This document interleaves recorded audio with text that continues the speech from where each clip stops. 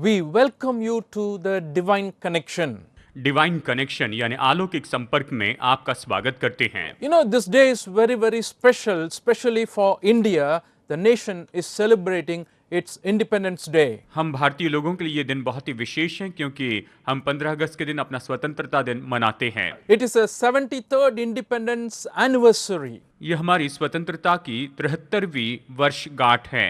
We have been released from the bondage of the British people, and finally India has gone a long way and have come up to this level after facing so much of struggles and barriers. आप जानते हैं हम बहुत समय तक British के गुलामी में थे, लेकिन काफी समय के बाद हम ब्रिटिश की गुलामी से स्वतंत्र हो गए। Freedom has got to be celebrated. स्वतंत्रता का उत्सव मनाया जाना चाहिए। Not only in our nation, any nation that celebrates its Independence Day will surely reveal every majesty and might that the nation is capable of and glory in themselves. केवल हमारा ही देश नहीं, लेकिन हर एक देश जो अपना स्वतंत्रता का दिन मनाता है वो अपने देश की सामर्थ के ऊपर गर्व करता है। The freedom struggle India has had, lasted for almost 100 years. Bharat की आजादी के लिए जो कश्मकश थी वो लगभग 100 साल तक चली थी। Many people have to give their lives. बहुत से लोगों ने अपनी जान दी।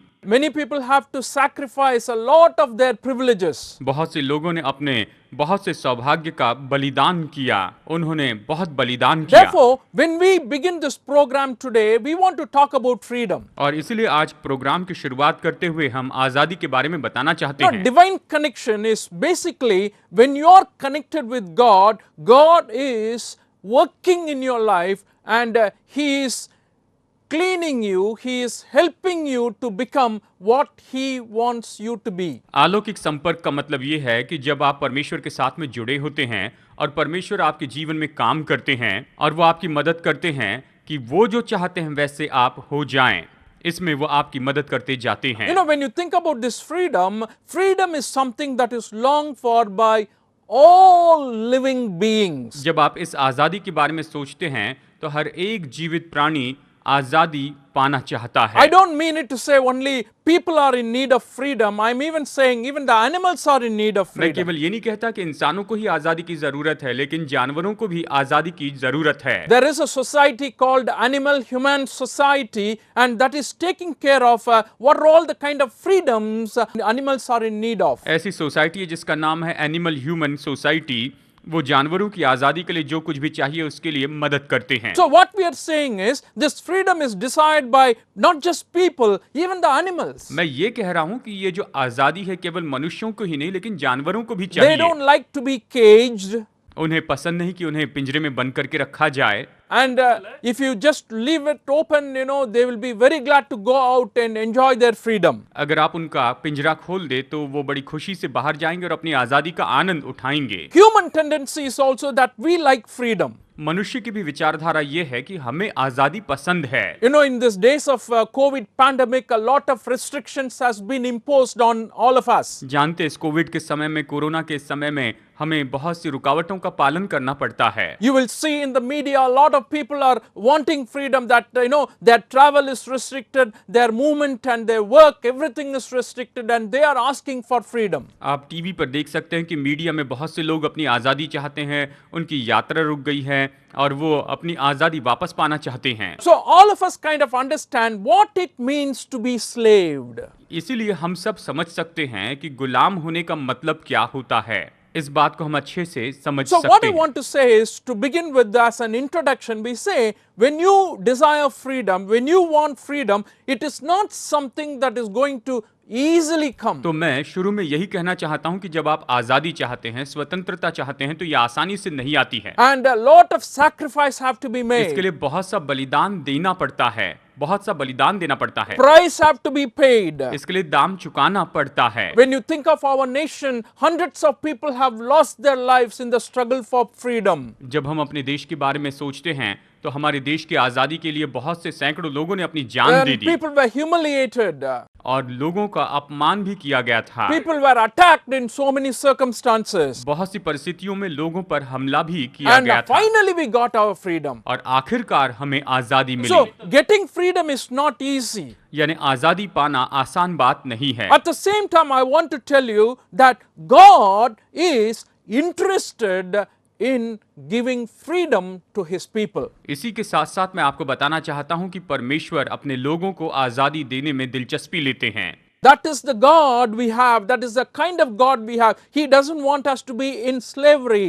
हमारे परमेश्वर ऐसे ही हैं। हमारे परमेश्वर नहीं चाहते हैं कि उसके लोग You know, गुलामी में when you रहें। look at the Bible is filled up of many stories about the people of God who were into slavery.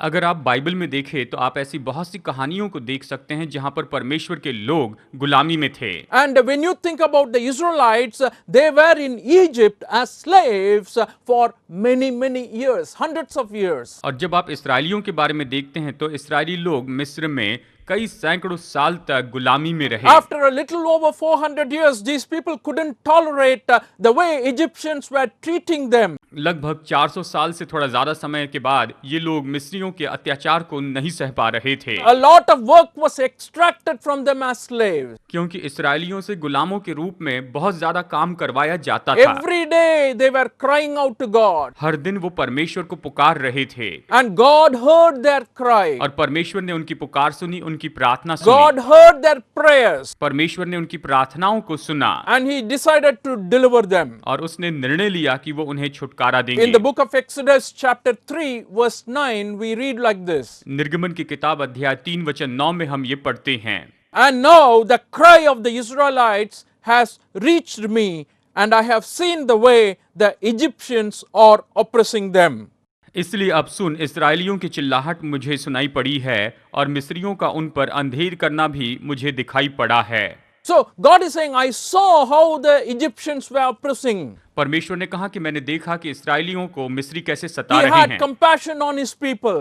और परमेश्वर ने अपने लोगों पर करुणा He की, heard their cry उनकी पुकार सुन ली, उनकी and प्रार्थना he सुनी wanted to deliver them. और वो उन्हें छुटकारा देना चाहते That थे। is what this verse says. ये वचन यही तो So कहता he है। sent Moses to deliver his people. तो उसने अपने इस्राएलियों को छुड़ाने के लिए मूसा को भेजा And Moses, after performing such a mighty wonders and miracles in front of Pharaoh, and finally he delivered the people out of Egypt. मूसा ने मिस्र के राजा फिरौन के सामने इतने महान चमत्कार दिखाए और उसने इस्राएलियों को छुड़ाया। So it is important that we also realize when we are freed, we also have a responsibility. तो ये जानना बहुत ही महत्वपूर्ण है कि जब हम स्वतंत्र हो जाते हैं तो हमारी जिम्मेदारी होती है। ये जानना तो बहुत ही महत्वपूर्ण होता है कि हमारी जिम्मेदारी है। Freedom is responsibility. आजादी तो जिम्मेदारी है, आजादी के साथ जिम्मेदारी भी आती We है। are called to live as freed people. हमें बुलाया गया है कि हम आजाद मनुष्यों के जैसे जिएं।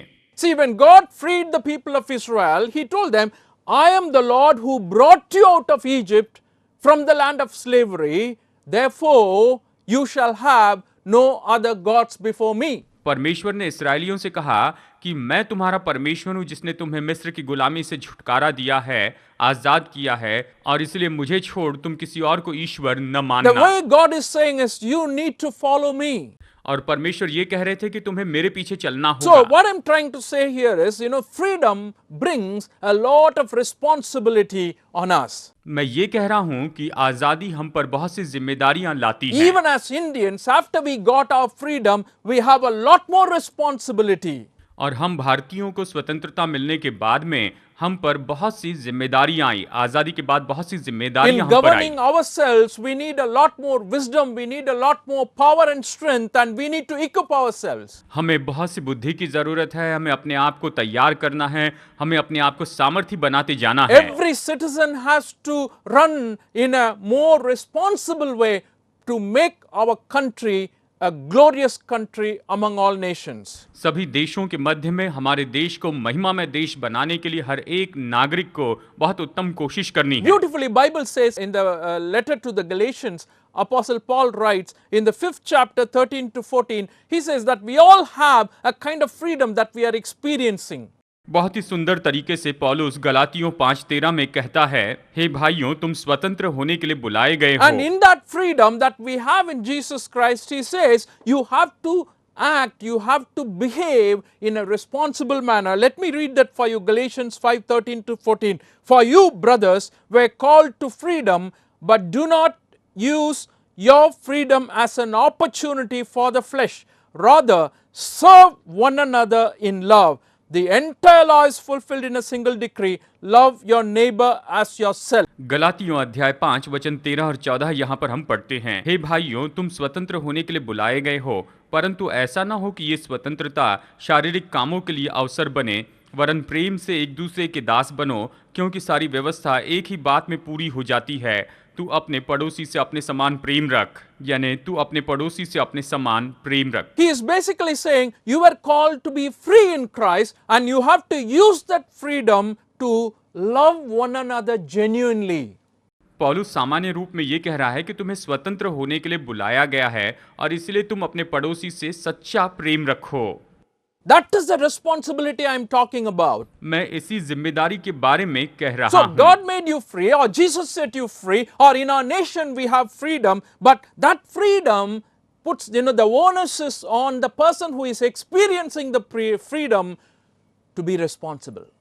अब देखिए, परमेश्वर ने आपको स्वतंत्र किया है, यीशु ने स्वतंत्र किया है, लेकिन उस स्वतंत्रता में बने रहने की जिम्मेदारी तो उस व्यक्ति पर होती है।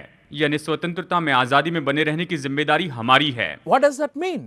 इसका मतलब क्या है? I am living with other people. मैं दूसरे लोगों के साथ में रहता I हूँ। have to consider them. मुझे अवश्य ही दूसरों की ओर ध्यान देना I होगा। have to take care of them. मुझे उनकी देखभाल करनी I होगी। also need to consider their needs and wants. मुझे उनकी जरूरतों की ओर ध्यान देना चाहिए। Oh, if I have to change myself, I have to do that. अगर मुझे खुद को बदलना पड़े तो मुझे ये जरूर करना होगा। If I have to sacrifice a few things for the sake of peace and harmony, I have to do that. अगर मुझे एकता और शांति के लिए कुछ बलिदान करना होगा तो निश्चय मुझे ये करना चाहिए। So that's what we mean by, experiencing freedom or enjoying the freedom, but I have a lot of responsibility in that. आजादी का अनुभव करने के लिए, आजादी का आनंद उठाने के साथ साथ मुझे निश्चय ये सब कुछ करते चले जाना होगा। Paul further beautifully puts it in 1 Corinthians 6:12. पहला कुरिन्थियों 6:12 में पौलुस बहुत ही सुंदर रीति से बताता है। He says, I have the right or I have the freedom to do anything. You say, but not everything is beneficial. I have the right to do anything, but I will not be mastered by anything.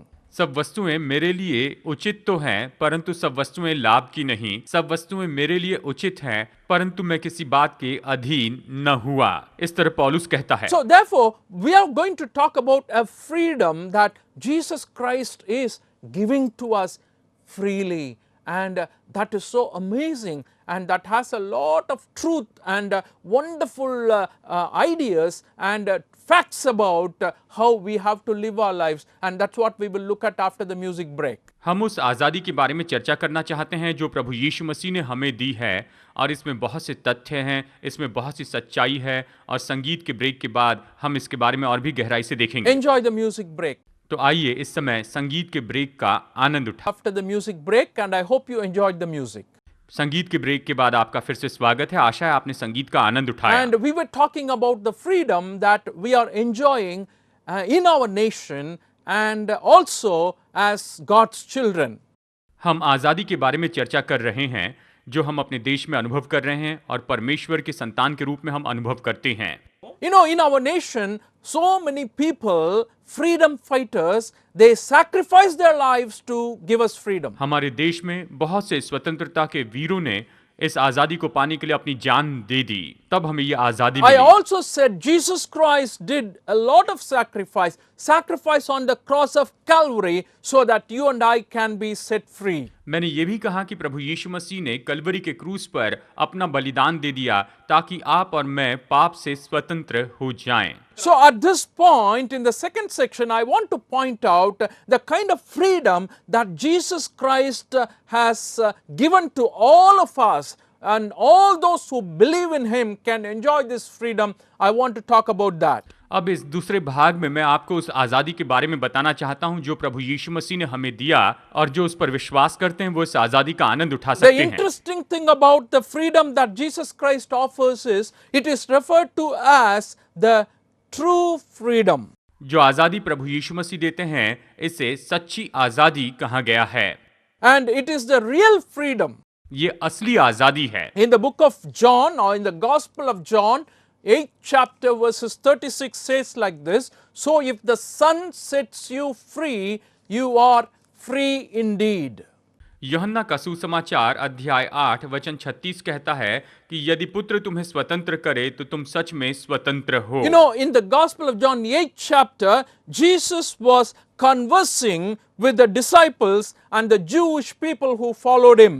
यूहन्ना अध्याय 8 में यीशु मसीह अपने चेलों से और उन यहूदियों से कह रहे थे जो उसके पीछे चल रहे If you थे। look at the first section of the 8th chapter, a woman who was caught in adultery was brought to Jesus Christ. अध्याय 8 के शुरू में अगर हम देखें तो पाएंगे कि एक स्त्री व्यभिचार में पकड़ी गई थी और उसे यीशु मसीह के सामने लाया गया था। And everybody wanted to stone her, but Jesus freed her because nobody who was there was qualified to throw a stone at her.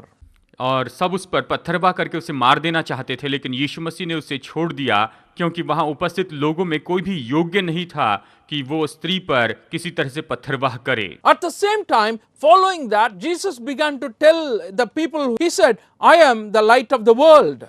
और फिर उसके बाद में यीशु अपने चेलों को बताने लगे कि मैं जगत की He ज्योति हूँ। continued the conversation, and Jesus, in his usual way of ambiguous speech, he began to say so many things that those people weren't able to understand. और यीशु जब उन्हें बता रहे थे तो उसने बहुत ही उत्तम रीति से बताया ऐसी बहुत सी बातें जो वो लोग नहीं समझ पा He रहे began थे। saying, I am not alone, my Father is with me. उसने ये भी कहा कि मैं अकेला नहीं हूँ, मेरे पिता मेरे साथ में हैं। He also said, for everything that I am doing, my Father is the witness. उसने कहा कि मैं जो कुछ भी कर रहा हूँ मेरे पिता इसके साक्षी When हैं। you read the 21st verse in the Gospel of John 8th chapter, it reads like this. Once more Jesus said to them, I am going away and you will look for me and you will die in your sins. Where I go, you cannot come. यूहन्ना 8 वचन 21 कहता है कि यीशु ने फिर उनसे कहा, मैं जाता हूँ और तुम मुझे ढूंढोगे और अपने पापों में मरोगे, जहां मैं जाता हूं वहां तुम नहीं आ सकते। And the disciples and the Pharisees, they were very confused about this statement. और इस वाक्य के बारे में यीशु के चेले और फरीसी लोग बहुत गड़बड़ी So में आ after गए। all this conversation, Jesus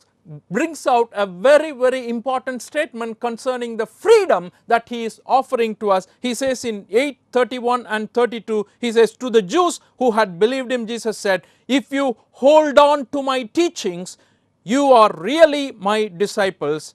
Then you will know the truth and the truth will set you free. और इन बातों के बाद में यीशु ने बहुत ही महत्वपूर्ण बात वचन 31 और 32 में कही। तब यीशु ने उन यहूदियों से जिन्होंने उस पर विश्वास किया था कहा, यदि तुम मेरे वचन में बने रहोगे तो सचमुच मेरे चेले ठहरोगे, तुम सत्य को जानोगे और सत्य तुम्हें स्वतंत्र करेगा। इस तरह से यीशु ने उनसे कहा। Now the important question to consider is, what is truth? अब यहाँ पर महत्वपूर्ण सवाल है कि सत्य क्या है। Jesus is saying you will know the truth and the truth will set you free. But what is truth? यीशु ने कहा तुम सत्य को जानोगे और सत्य तुम्हें स्वतंत्र करेगा, लेकिन सत्य क्या है? There are many people who are wondering about the truth. बहुत से लोग सत्य के बारे में पूरी मुश्किल में पड़े हैं। There are a lot of people who stumble on the truth. बहुत से लोग सत्य के कारण ठोकर खाते हैं। But they are not able to grasp it. It is only a few people who are able to really look into it, understand what is truth really. और वो इस बात को समझ नहीं पाते हैं और बहुत ही कम लोग हैं जो सत्य को समझ पाते हैं। बहुत कम लोग सच्चाई को जान पाते हैं। There is a biblical example in the Gospel of John chapter 18 verses 37 to 38. यूहन्ना अध्याय 18 वचन 37 और वचन 38 में बाइबल में यहाँ पर एक उदाहरण दिया गया है। Jesus, in all his trials, before going to the cross, he went to so many people. क्रूस पर चढ़ाए जाने के पहले बहुत से लोगों ने यीशु मसीह को परखा। And one person he went to for trial is Pilate. और यीशु मसीह को परखे जाने के लिए पिलातूस के पास ले जाया And गया। in the conversation with Pilate, in the interrogation, at a point, Pilate says to Jesus in 37, you are a king then, said Pilate. Jesus answered, you are right in saying, I am a king. In fact, for this reason I was born, and for this I came into this world to testify to the truth. Listen carefully. To testify to the truth. Everyone on the side of truth listens to me. And Pilate continues, he says, "What is truth?" Pilate answered. With this, he went out again to the Jews and said, "I find no basis for a charge against him." यहाँ पर आइए वचन 37 और 38 पढ़ते हैं। पिलातुस ने यीशु से कहा, तो क्या तू राजा है? यीशु ने उत्तर दिया, तू कहता है कि मैं राजा हूँ। मैंने इसलिए जन्म लिया और इसीलिए संसार में आया हूँ कि सत्य की गवाही दूँ। जो कोई सत्य का है वो मेरा शब्द सुनता है। पिलातुस ने उससे कहा, सत्य क्या है?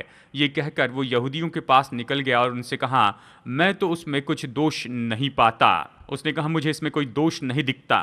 Isn't it interesting here to note that Pilate was asking, what is truth? But he didn't take time to dig into the truth. He didn't take time to analyze the truth. He didn't take time to seek after the truth. ये बात दिलचस्प है कि पिलातुस उससे पूछता है कि सत्य क्या है, और वो उस सत्य को जानने के लिए समय नहीं लेता है, वो उसे जानने की कोशिश भी नहीं करता है। It's the same problem people are facing today. आज भी लोगों की बिल्कुल यही तो समस्या है। They come across this important, valuable reality that truth is needed, but they don't seek after the truth. वो तो इस महत्वपूर्ण बात को जानते हैं कि हाँ, सच्चाई की जरूरत है, सत्य की जरूरत है, लेकिन वो उसे खोजते नहीं हैं। The Greek word for truth is very interesting in meaning. सत्य के लिए जो ग्रीक शब्द है वो अपने अर्थ में बहुत ही दिलचस्प शब्द है। It comes up with the meaning of, unhide. इसका मतलब है कि बिना छिपाया हुआ, Hiding nothing. इसमें कुछ भी छिपाया नहीं गया है। That means everything is open. यानी सब कुछ बिल्कुल खुला है। So that's what is truth? You say truth is reality. Truth is what corresponds to reality is the philosophical answer people are giving. लोग सत्य क्या है इसके बारे में तत्वज्ञान का उत्तर देते हैं कि जो सत्य है वो तो सच्चाई है, सत्य ही वास्तविकता को प्रत्युत्तर देता है, इस तरह से वो जवाब But देते in हैं। John 14, Jesus is saying, I am the way, the truth and the life. John 14:6. यूहन्ना अध्याय 14 वचन 6 में यीशु ने कहा कि मार्ग, सत्य और जीवन मैं ही हूँ। So when we talk about truth or understand the truth, we say truth is not simply a message. Truth is not a thing, but here we are talking the truth as a person. सच्चाई या सत्य जो है ये कोई चीज नहीं है, लेकिन सत्य एक मनुष्य है। इस बात के बारे में यहाँ पर हम कह रहे हैं। So when Jesus talks about truth in the context of freedom, he says, you will know the truth and the truth will set you free. जब यीशु मसीह ने आजादी के संबंध में सत्य के बारे में बताया तो उसने कहा, तुम सत्य को जानोगे और सत्य तुम्हें स्वतंत्र करेगा। What does that mean? इसका मतलब क्या है? You will need to know the truth about God. आपको परमेश्वर के बारे में सत्य जानना होगा। All truth, by it says, it's God's truth, people say. और परमेश्वर कहते हैं कि सारी जो सच्चाई है तो परमेश्वर का सत्य Because है, God is trustworthy. क्योंकि परमेश्वर विश्वास योग्य The है। truth about God is God loves you and God sent His Son Jesus Christ into this world. परमेश्वर के बारे में सत्य यह है कि परमेश्वर आपसे प्रेम करते हैं और उसने अपने पुत्र को, यीशु को, इस संसार में भेजा है। Jesus Christ and the Father are one. यीशु मसीह और पिता एक हैं। That is the truth we need to know about हमें इस God. सत्य को जान लेना At the होगा, same time, you need to know the truth about yourself. और इसी के साथ आपको अपने बारे में सत्य जान लेना होगा That you need someone to save you. कि आपको बचाने वाले की आपको जरूरत है। You are in need of Jesus. आपको यीशु मसीह की जरूरत है। I need help from Jesus. मुझे यीशु की ओर से मदद I चाहिए, need grace. मुझे अनुग्रह चाहिए, I need forgiveness. मुझे क्षमा I चाहिए, need God. मुझे परमेश्वर That चाहिए। is the truth we need to realize about ourselves. हमारे बारे में हमें इसी सच्चाई को जानना होगा। At the same time, you will need to realize the truth about Jesus Christ. इसी के साथ आपको यीशु मसीह के बारे में सच्चाई जान लेनी होगी। He came to die on the cross. वो क्रूस पर मरने के लिए He आए, gave His life, अपना जीवन दे दिया saved the और mankind. मनुष्य जाति को बचा लिया, उद्धार दिया, On the third day, He rose और again. तीसरे दिन वो फिर से जी उठे हैं। And we need to know that truth. Jesus is saying, you will know the truth and truth will set you हमें free. ये सत्य जानना होगा। यीशु ने कहा, तुम सत्य को जानोगे और सत्य तुम्हें स्वतंत्र My dear करेगा। friends, what I am talking about is not information. मेरे दोस्तों, मैं जो बता रहा हूँ ये कोई जानकारी नहीं है, ये जानकारी It is नहीं। not just information about Jesus Christ you need to know. ये नहीं कि आपको यीशु मसीह के बारे में ये जानकारी जाननी है। There are a lot of people who know information about बहुत से Jesus. लोग हैं जो यीशु के बारे में जानकारी रखते हैं। I am talking about you knowing Jesus Christ as a person. मैं कह रहा हूं कि आप यीशु मसीह को एक व्यक्ति के रूप में जान लें कि वो आपसे बातें करते हैं। Relationship with him matters the most. यहाँ पर संबंध सबसे ज्यादा मायने रखता है। That's why he says, you will know the truth and the truth will set you free. और इसीलिए उसने कहा कि तुम सत्य को जानोगे और सत्य तुम्हें स्वतंत्र करेगा। Are you looking for freedom today? क्या आज आप स्वतंत्रता ढूंढ रहे हैं? What is binding you? आपको कौन सी बात बांध कर What is रखती है? controlling you? कौन आप पर नियंत्रण करता है? Today is a time you think about how you may find this freedom. आज ये समय है कि आप सोचिए कि आप ये स्वतंत्रता कैसे पा सकते हैं। Believe in the Lord Jesus Christ प्रभु यीशु पर विश्वास कीजिए and come to him in humble spirit और नम्र आत्मा के साथ उसके पास आइए, उसके करीब आइए and he will deliver you. और वो आपको छुटकारा देंगे, वो आपको स्वतंत्र करेंगे। We thank you for joining us this evening. आज हमारे साथ में जुड़ने के लिए हम आपका बहुत बहुत धन्यवाद देते हैं। At the same time, we pray that you will enjoy the real freedom that is possible in Christ. और इसी के साथ हमारी प्रार्थना है कि यीशु मसीह की स्वतंत्रता का आप आनंद उठाएं। हम यही प्रार्थना May करते God हैं। bless you and be with you. परमेश्वर आपको आशीष दे और आपके साथ में हो।